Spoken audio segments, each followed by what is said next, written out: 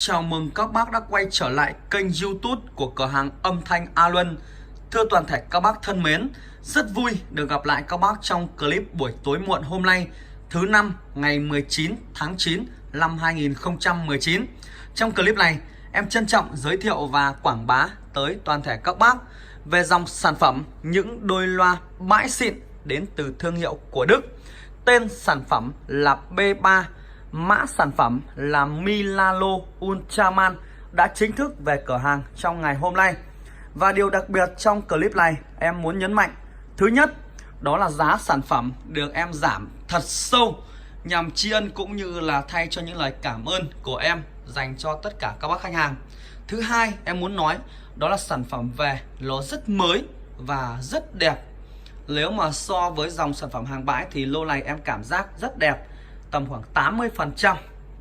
Và em xin phép là sẽ chia sẻ về vấn đề thứ nhất. Sau đó về phần mới em sẽ soi về ruột gan các bác nhé. Giá của sản phẩm ngày hôm nay em xin phép sẽ giảm ngay 600.000 đồng, có ngay 600k trên một đôi loa cho toàn thể các bác. Những đôi loa 30 các bác đã rất là hiểu và rất biết. Trong thời gian vừa qua em đang chào bán với giá 14.500.000. Thì trong ngày mai, ngày 20 và ngày kia là ngày 21, em xin phép là sẽ bán với giá 13.900.000 đồng. Các bác lưu ý số lượng không hạn chế, bán hết thì thôi. Đó, hết hàng thì thôi, còn hàng vẫn bán 13.900.000 cho 2 ngày 20 và 21 tháng 9 năm 2019. Và mong rằng các bác sẽ cùng chia sẻ rộng rãi video của cửa hàng trên các trang cá nhân Facebook, Zalo hoặc các fanpage để mọi người cùng biết, để hòa chung niềm vui. Và một đôi loa 25 ngày thường em đang chào bán với giá 9 triệu, thì ngày mai và ngày kia em xin khuyến mại giá cực sốc, đó là 8.400.000 đồng một đôi. Các bác lưu ý giá trên được chào bán tại cửa hàng. Và nếu như các bác có nhu cầu mà có địa chỉ ở xa, không có điều kiện về cửa hàng, các bác vui lòng đặt cọc tiền, em sẽ ship hàng đến tận nhà cho toàn thể các bác. Các bác nhận hàng, kiểm tra và thanh toán. Giá phải nói là rất tốt, các bác sẽ cùng chia sẻ để thay cho lời cảm ơn các bác trong thời gian qua đã luôn luôn quý mến và ủng hộ cửa hàng, cũng như là có rất nhiều các bác khách hàng đã bỏ công sức, tâm huyết chia sẻ những video của cửa hàng cho mọi người cùng biết. Và bây giờ em sẽ mời toàn thể các bác đi vào phần nội thất.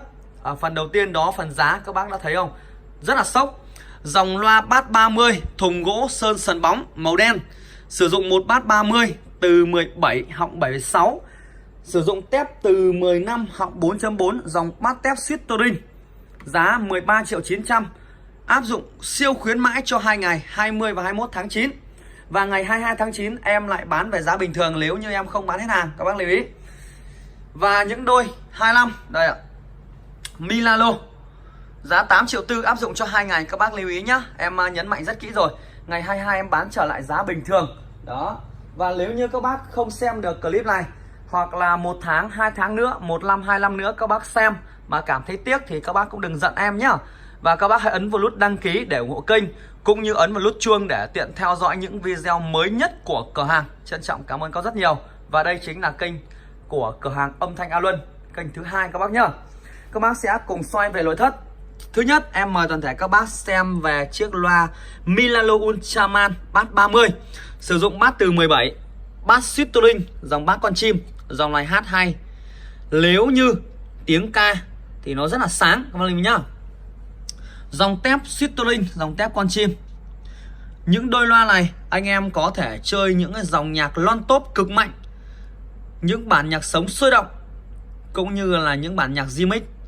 Tiếng bass của nó rất là sâu và chắc tiếng cho những đôi loa hàng bãi xịn. Các bác lưu ý dòng sản phẩm hàng xịn của công ty B3 sản xuất, một thương hiệu nổi tiếng đến từ đất nước Đức và được sản xuất trực tiếp tại đất nước Trung Quốc. Dòng bass 30 thì tiếp theo loa chắc bằng họng nhôm các bác nhá. Đó. Và các bác cũng như anh em sẽ cùng xem mấy phân tần. Ui nó đâu rồi các bác? Ui nó kín này sao rồi? Các bác ơi, con này còn chưa ai xé ra này. Nếu mà xé ra rồi đây, em sẽ mở rồi để bác xem nó ở đâu nhá. Đây rồi. Ồ nó ở đâu rồi các bạn? Nó chạy rồi các bạn. Ở đây, bên dưới. Các bác soi phân tần trước nhá. Và các bác sẽ cùng nhìn xem đây là phân tần của loa bass. Đây là phân tiền của riêng loa bass các bác nhá. Đó. Và đây là phân tần của riêng loa chát. Đó, các bác sẽ cùng tham khảo. Và thưa toàn thể các bác thân mến, với một đôi loa chất lượng thì những vật liệu linh kiện để làm lên nó phải chất. Các bác nhìn từ tụ, điện trở, cuộn cảm và con cản chép. Đó, bông tiêu âm cái đặc trưng của B3 đó là bông tiêu âm thủy tinh và nó là màu đen tuyền, không chạy đi đâu được các bác nhá. Thùng gỗ sơn sần bóng. Đó, đây là chiếc Bass 30. Đấy, và đây các bác sẽ cùng nhìn về độ mới của đôi loa này, rất đẹp. Giá tốt nhất cho các bác trong vòng 2 ngày 13.900.000, các bác mua luôn giá 13.900.000 tại cửa hàng các bác nhá. Đấy, mang giấy các bạn, mang giấy này, offer lồi này, gân vải 3 lớp tẩm dầu lụa. Ui keo nó còn quá dính luôn các bác nhá. Và tiếp theo đó là đôi loa 25, giá 8.400.000 đồng, áp dụng 2 ngày khuyến mại. Tri ân cảm ơn toàn thể các bác. Sử dụng một Bass 25 từ 17 họng 76, to như loa 30 luôn các bác nhá. Dòng Bass Sterling công suất 150W. Sử dụng một tép kèn Titan từ 15 họng 4.4, cũng dòng tép Sterling, dòng tép Seton các bác nhá. Đó, và nó chất thì cũng không kém gì thằng 30 đâu các bác nhá. Đây, đấy, và đây các bác sẽ cùng nhìn bông tiêu âm màu đen. Đấy, và khi cũ nó sẽ ngả sang màu lông chuột các bác ơi. Đây là phân tàn của con 25, đây là phân tàn của riêng loa chép, và đây là phân tàn của riêng loa bass. Đó, các bác thấy quá khủng luôn. Và số lượng loa thì về hôm nay các bác thân mến, em để đường link đây. Em có thể nói là một dàn chân dài chắc là cũng không phải là sai, đúng không các bác? Đây, một dàn chân dài, loa bãi nhưng còn tình trạng rất là đẹp. Đó,